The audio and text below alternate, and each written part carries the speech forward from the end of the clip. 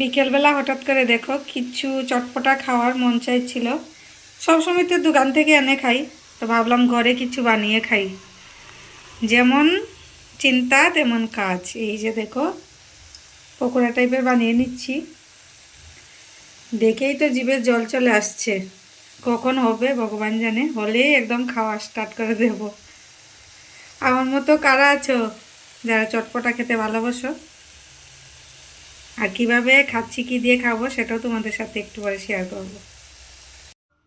এই যে দেখো বন্ধুরা, আমার কিন্তু পকোড়া বানানো একদম কমপ্লিট।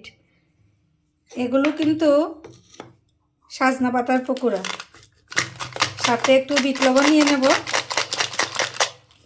আর এটার মধ্যে কিন্তু আমি অনেক ধরনের উপকরণ দিয়ে বানিয়েছি। আর সাথে নেব একটু সস। এই যে সসটাও নিয়ে নিয়েছি। দেখতে তো খুব লোভনীয় হয়েছে, খেতেও আশা করি ভালোই হবে। তো এখন আর অপেক্ষা সহ্য হচ্ছে না, এখনই খেয়ে নেব আমি আর আমার ছেলে। তো তোমরা কারা কারা খাবে তাড়াতাড়ি চলে আসো।